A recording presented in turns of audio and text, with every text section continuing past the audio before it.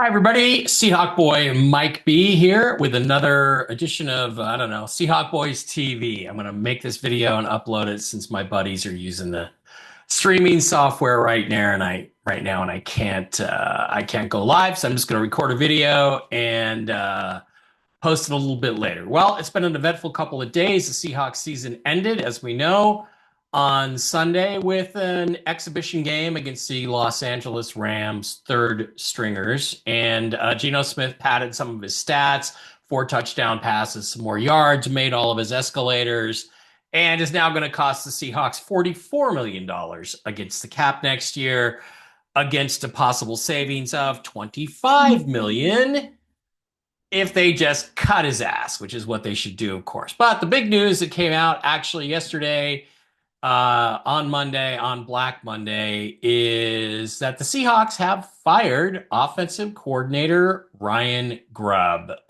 This is really not a very good move. It's let's face reality. It's a desperation move. It's a scapegoating move.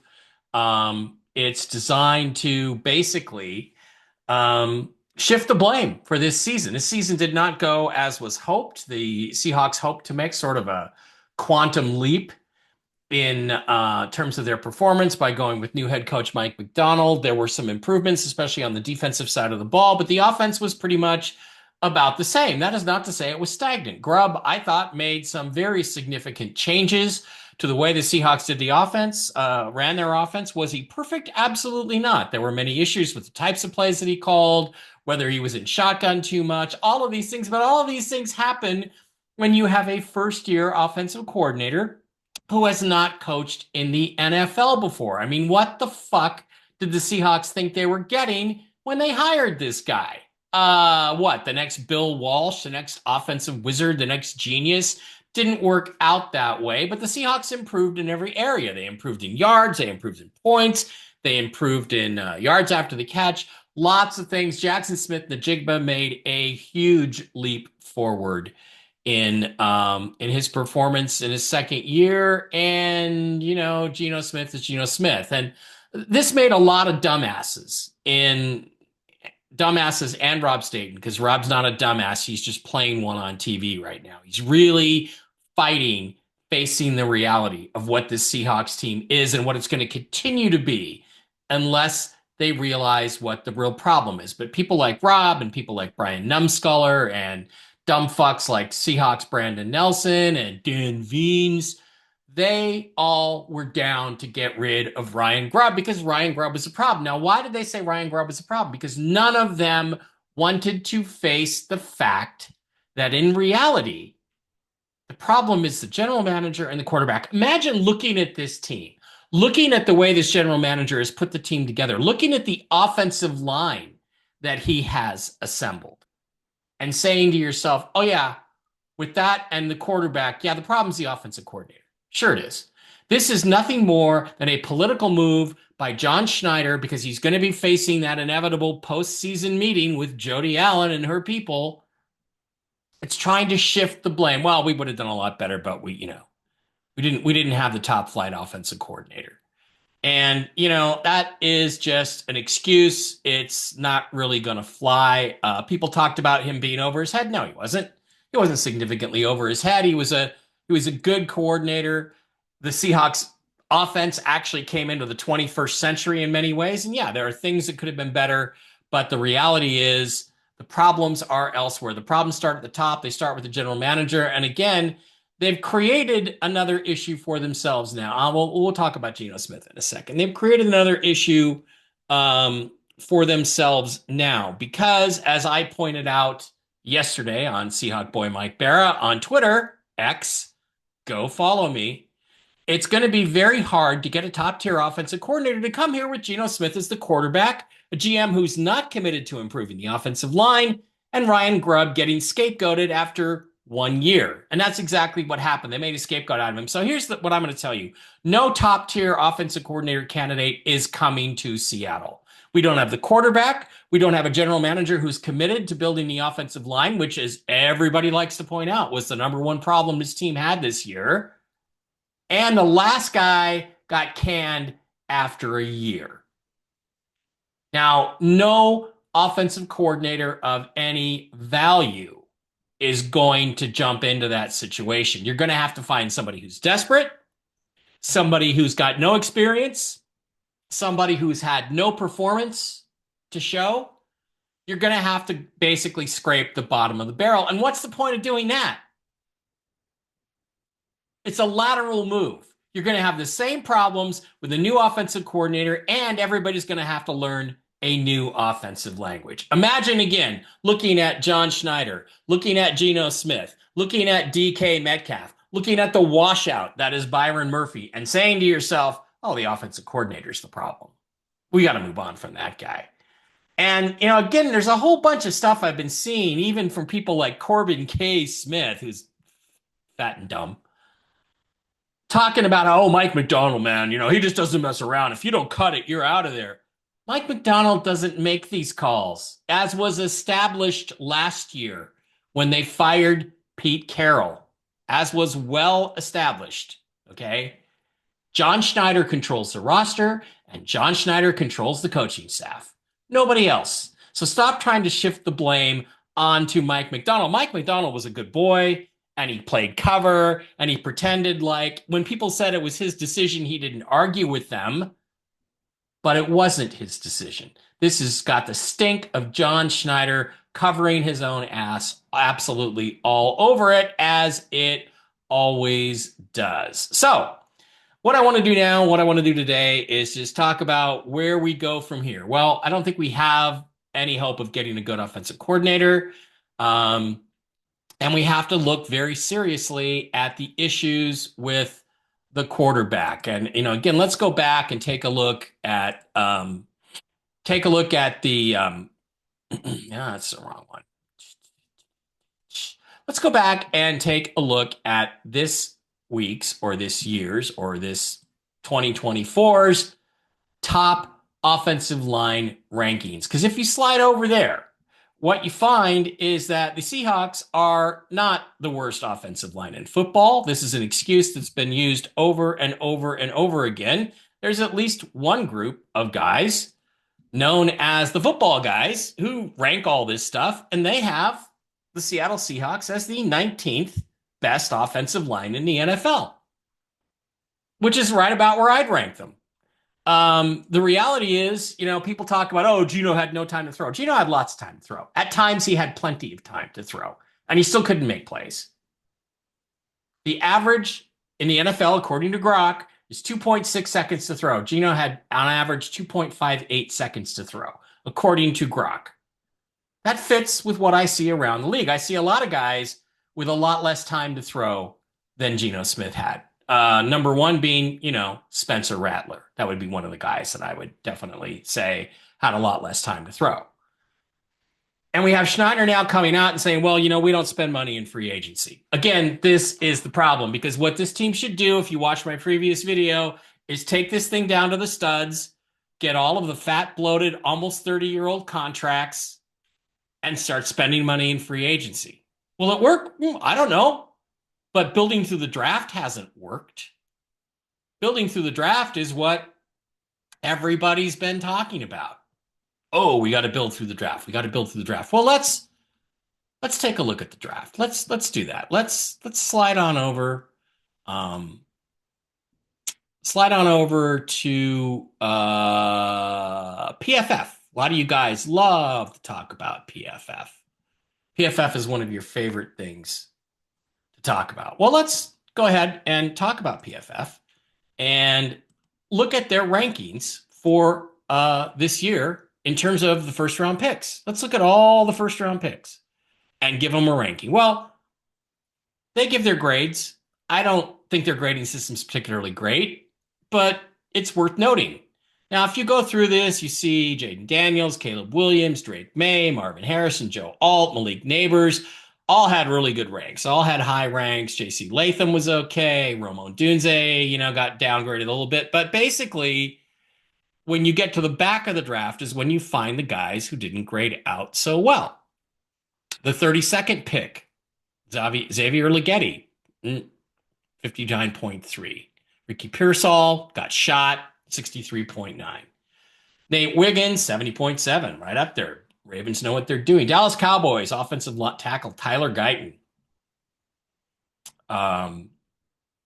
Didn't play very many snaps, low grade, 49.4. Xavier Worthy, 65.2. Darius Robinson, 48.4. Graham Barton, 55.8. Jordan Morgan, 59.2. Terrion Arnold, 51.5. I don't agree with that one at all, by the way, because I think Terrion Arnold is a really good player.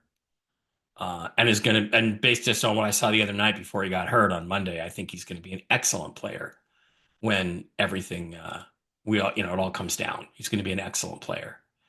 But let's then slide on down to the 18th pick in the draft. Who do we have here? Oh, we have, 16th pick, Byron Murphy. Grade 58.2. I would argue 58.2 is way too high for Byron Murphy. If 50 is average and 100 is awesome, he's not a 60. Murphy was questionable to play with a back injury prior to week 18. He tried to give it a go, but lasted just 3 snaps before departing against the Rams. Did anybody miss him? Did anybody notice him as he was out? No, nobody did. That turn of events sums up a somewhat frustrating season in which Murphy also fought through a hamstring issue and struggled to make a consistent impact. He made no impact. He made zilch, zero, nada, nothing.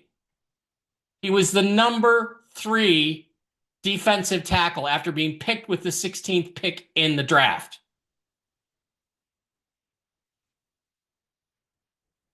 They could have got a guy in the 5th round that did what he have? Half a sack? He made no plays to speak of. He made no plays in the second half of the season at all. Glad to see the PFF guys agree with me. It gets even worse when you look at the guys that they could have had. Well, Dallas Turner, 63.9. Had a few sacks. Amarius Mims, 58.4. Basically the same rating, but he's an offensive lineman, so it's a bigger position than me. Jared Verse, maybe defensive rookie of the year. Sacks and pressures. Troy Fatanu, injured. Incomplete. But going to be an excellent player. We all know that. Chop Robinson, 70. Quinyon Mitchell, 73 is his ranking. This is grade. Brian Thomas, 82. The guy had, what did he have? Like 1,000 yards, 1,282 yards and about 6 or 8 touchdowns. Given how DK Metcalf played, would Brian Thomas have been a better pick for this team in the future? Then we could just let DK go. Yes, he would have. Terrion Arnold, again, given our problems at corner this year, better player.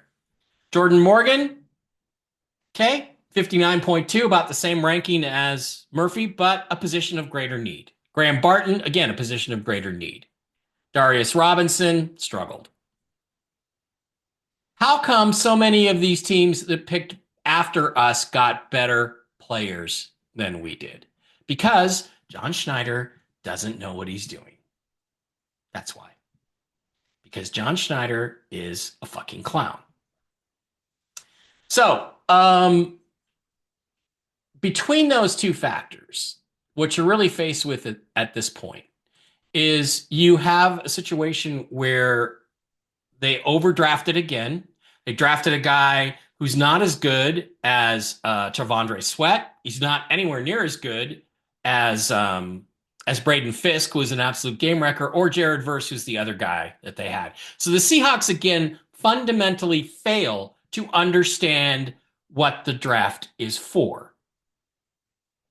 If you're not going to draft for your biggest need, which is quarterback, if you're going to refuse to take a quarterback, which they did again for the 3rd straight off season, then you should at least, if you're going to spend the 16th pick, if you're just going to sit there, first of all, I could have traded back to 23rd. Imagine if they traded back to 23rd and taken, well, I don't know, T'Vondre Sweat or Braden Fisk instead of fucking Byron Murphy. They would have had an extra 3rd round pick this year. They would have had some other picks in last year's draft. And they would have got a better football player. But how about just taking a position of value. I said it last year when they made, Rob was all excited and Brian Numskuller was all excited. Oh, he took a defensive tackle. He's a 34 defensive end. He did not impress me in any of the college games I saw him play. Sweat, when Texas played Washington, I thought Sweat was a much better player, and I would have taken him.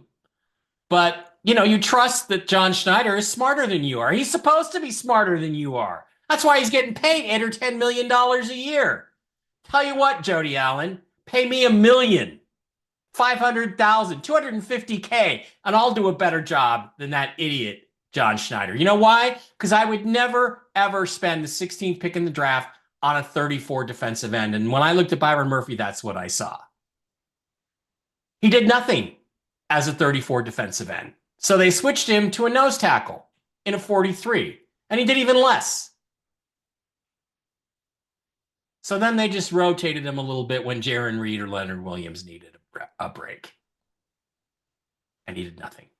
It's that not only did you spend the first pick in the draft on a defensive lineman when you needed an offensive lineman, you spent it on a guy at a low value defensive line position. Edge, Jared Verse is a much higher value position. So picking Verse would have made more sense. I would have been happy about it because I didn't want him to go defense at all with that pick. But it would have been a better call.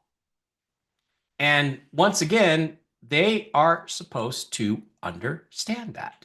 And the reality is they just don't. So where does that leave us? What do we do now that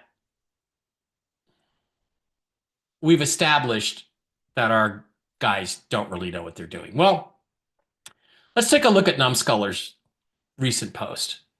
Let's rank these NFC West draft classes for the last 3 years. Let's take a look at this. Okay, here is the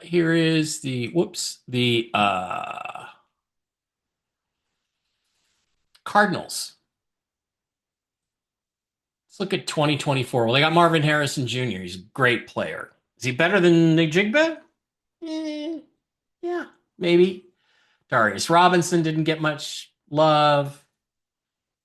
None of the other guys got much love. Paris Johnson, kind of a washout. BJ Ojolari, not much in 2023. No guys that stand out. Trey McBride in 2022 was outstanding, but the Seahawks don't use their tight end to catch passes, so he would have been wasted on the Seahawks. Yeah, I'd say that's fourth. I would say that the Cardinals draft was fourth. All right, now let's look at that again is the Cardinals. Now let's look at the Rams. 2024. Jared Verse, Defensive Rookie of the Year. Braden Fisk, runner-up to Defensive Rookie of the Year. Blake Corum, excellent running back. Brennan Jackson's played well. Tyler Davis played pretty well. Stetson Bennett in 2023. Puka Nacua, fantastic pick in the 5th round. 2022, don't know those guys. Don't know a lot about those guys. So I'd rate that ahead of Arizona. Now let's look at the 49ers. Ricky Pearsall. Didn't play much because he got shot. Turned out to be an excellent pick. Dominic Pooney. Yeah, I don't know who that is, but I heard he played pretty well. Malik Mustafa, stud, safety. Guy I wanted them to take. Guy that Rob Staten liked. Talked me into. Good player. 2023, Jair Brown, Jake Moody. Yeah, Drake Johnson. No super outstanding guys. Except for one. 2022, the last pick, number 7. Brock Purdy. Took you to a Super Bowl. Came that close to winning it for you. I got a franchise quarterback. All right, that's an A. That's the number 1 draft right there. Seahawks. Byron Murphy. Okay. Stating as a caveat that guys can get a lot better in their second year. You know, they got to make that jump. If they don't make that jump in their second year to greatness, it's never going to happen. So you got to give Murphy a chance. Got to give him a chance. But the fact is, he didn't show anything that makes me think he's going to be any good next year. On the other hand, neither did Derek Hall. Byron Murphy bust. Christian Haynes bust. Tyrese Knight pretty well. So Byron Murphy D. Christian Haynes F. Tyrese Knight B. AJ Barner C. Nehemiah Pritchett F. Stoa Lamea C. Played a little guard, did okay. DJ James F. Mike Gerald C. Overall grade for the Seahawks draft. Probably going to have to do a video where I compare my redraft versus what the Seahawks actually did and grade them out. Devon Witherspoon, B. Jackson Smith-Njigba, A. Derek Hall, B. Zach Charbonnet, B. Bradford, D. Cameron Young, D. D. D, D, D. McIntosh, C. Cross, C. Mafe, B. Walker, C. Lucas, B. Kobe Bryant, B. Reek Woolen, C. Pretty good, pretty decent. But the 49ers drafts are better. You know why? Because of Brock Purdy. Because they have a franchise quarterback and the Seahawks don't. The Seahawks have a 35-year-old guy who isn't good enough, who is not good enough to win the Super Bowl and will never be good enough to win the Super Bowl. So I rank them the 49ers, the Rams, and the Seahawks. Now, the Seahawks have a lot of season Bs, so you can give them some credit for that. They got bodies, but none of the Seahawks players are better than Brock Purdy. And Purdy is at the most important position in the NFL, quarterback. I would trade all of the Seahawks B's and A's for Brock Purdy. You know why? Because he's better than Geno Smith, and he's good enough to win a Super Bowl if you put the right team around him. Darn near did it with the 49ers last year. Came that close. Thankfully, they didn't. I like the Rams draft better. Why? Because they got impact players. Kua, Verse, Fisk, a couple of those other guys. Their good players are better than our best players that we got in these last 3 years. And the fact that we've completely failed to address the quarterback position is a serious problem. So that's all you need, really. I would have happily traded them because if we had Brock Purdy, if we actually had him, then we would actually have something we could build around. But we don't, and we're not going to get him. We're not going to get him. So this year's draft is going to be a lot bigger problem because we're in a situation where there aren't really quarterbacks worth taking in the first round that we're going to be available to get. So we're either going to have to overpay rather dramatically, or we're going to have to stay where we are and overdraft a quarterback. Take a guy who's a second or third round quarterback with our first pick. In which case, if we get an offer for a deal, we should take it. We absolutely should take it. Like we did last year. But last year, we didn't want to do that. Last year, we decided that, no, we shouldn't be bothered. We couldn't be bothered. There's nobody worth taking. And I said all along, Spencer Rattler's worth taking. He's worth taking and developing for a couple years behind Geno and then bringing him in to start. He's got all the physical tools. Guess who talked me into that? Rob Staten did. Guy who now says, oh, well, I talked to other teams and they told me that they would never touch some Spencer Rattler. So fucking what? One team did. And now they actually have a future at quarterback. Now, Rattler's in a terrible situation. His coach got canned. There's no talent around him to speak of. But yet he still shows you why he should have been picked in the second, third, or fourth round. And why the Seahawks should have picked him. Let's take a look at a couple plays from last week. And just really, people tell me, oh, yeah, you're an idiot because you think Spencer Rattler's good. Um, okay. Really? Let's just look at the plays the guy makes. Terrific throw to the corner, touchdown. Terrific throw to the corner, perfect placement. Russell Wilson's type placement. They called this back and said it wasn't a touchdown, but it actually was. As my brother was complaining there. So don't sit there and give me this crap that, oh, well, Spencer Rattler, he's not that good. Yeah, he is. Yeah, he's going to be. His offensive line was even worse than Seattle's. The games I saw, he didn't have 1.5 seconds to get. I mean, he basically catch the ball before he could even make his first read. There were 2 or 3 guys on it over and over and over again.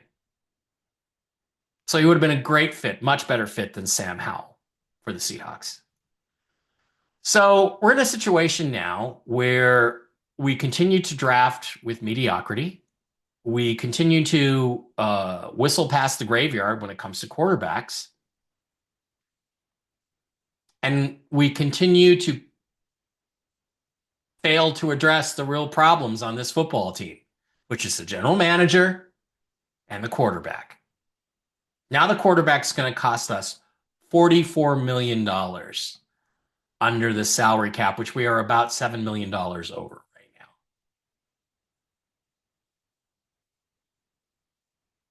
That's not a good situation for a 35-year-old quarterback who, by the way, is declining. Our quarterback is declining. How do I know this? Well, because I follow my own site. And I charted it.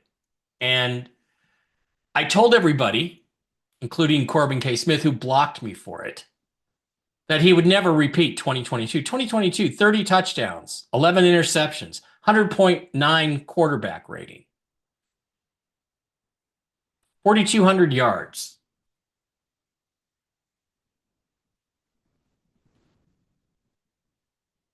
No wins against good teams. No wins against good teams in 2023. Couple of wins against good teams in 2024, winning teams in 2024. One was the Broncos in week 1, Bo Nix's first professional game as a quarterback, and in an exhibition game against the Rams third stringers in week 18. Those are his 2 wins. He doesn't beat good teams. He never will beat good teams. Why? Because he shrinks. He goes into shrinkage. The more important the game is, the less you can rely on it. That's why we've needed to replace him or have his heir apparent ready, getting him ready for the last 3 years, and we've done nothing. So Gino's not going to get any better. He's not going to match 2022 ever again. Because guess what? No journeyman quarterback who had a career year past the age of 30 has ever been able to get back to that same level after that. Ever. Not Rich Gannon. His career year was 2002. He was out of football 2 years later. Don't give me that crap. Gino is not a unicorn. That is why, and you should go watch my video, Geno Smith is not a unicorn, because that's why the Seahawks need to address the quarterback situation. Now, that unfortunately is going to mean that they're going to have to reach for one in this year's draft if they're going to get one, unless they can swing a deal for somebody. What if the Jets say, anybody want Aaron Rodgers for a second round pick? I'd say yeah. Because you can make an argument that if they can get some offensive linemen to protect him, that Aaron Rodgers still has enough left to win it with Jackson Smith-Njigba and DK Metcalf. I don't think I'd bring Tyler Lockett back. But then you can avoid tearing the team down to the studs for another year or two.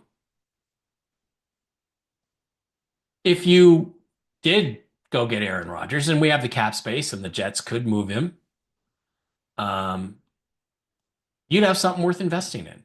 But the Seahawks are not in that situation. So, in the absence of getting a guy who is good enough, I mean, think about it like this: what if you traded for Aaron Rodgers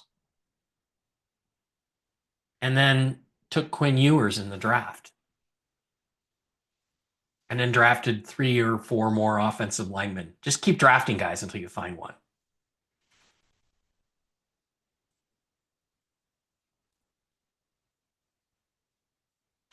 Jets can trade Aaron Rodgers and still stay under the cap.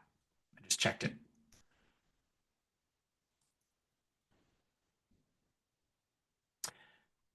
Rob Staten has pointed out that Ewers has this quick release, almost like Aaron Rodgers.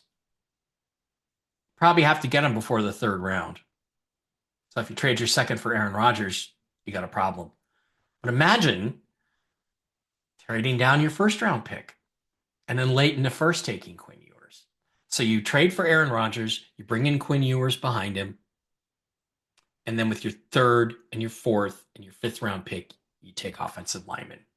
And you cut a couple of guys like Tyler Lockett and Draymond Jones, and you sign a couple of offensive linemen. That's a team I could get excited about next year. Will it happen? I don't think John Schneider has the vision or the balls to go do something like that. I think he'd rather go, well, we think Gino's good enough. Despite the sort of non-committal stuff from Mike McDonald yesterday. But that's a scenario I could get excited about. Okay, next video. We are going to review the Seahawks 2024 draft class versus what I would have done. And I'm not perfect, but I think my grade's going to come out pretty close, or maybe even a little better than John Schneider's. We'll see. I mean, I'm the one who's doing the grading. And then we'll look ahead to next year's draft. But I'm hoping, first of all, I hope John Schneider gets fired. Failing in that, I hope that the owners say, you got to do something this year. This team has to not just win the division and make the playoffs. This team has to at least get to the conference championship game. So you better find a quarterback who can do that. Get me the Jets on line one. That's what I'm doing. There's other possibilities. There's signing Sam Darnold. Daniel Jones might be a long-term future. I don't know. Next video, we're going to deal with the draft. We're going to deal with draft scenarios. We're even going to look at what might we be able to do to get up to the number 1 pick or the number 3 pick or the number 5 pick and take Cam Ward or Shedeur Sanders. Are they my ideal choices? No. Neither one of them. My ideal choice was CJ Stroud in 2023 when we were sitting at number 5 and we had number 20. We could have traded up to the number 1 pick and taken CJ Stroud. That was my top choice. But we're now in a situation where if we don't do something dramatic, we're just consigned to mediocrity forever. Forever. This is what I warned about in 2022. You better do something. If you're going to trade Russell Wilson, you better do something. All right, that's it. Next video, we're going to talk about this year's draft, grade it all out, look at my alternate draft, and which would have been better, I think, and then look at this year's draft coming up in April. Bye.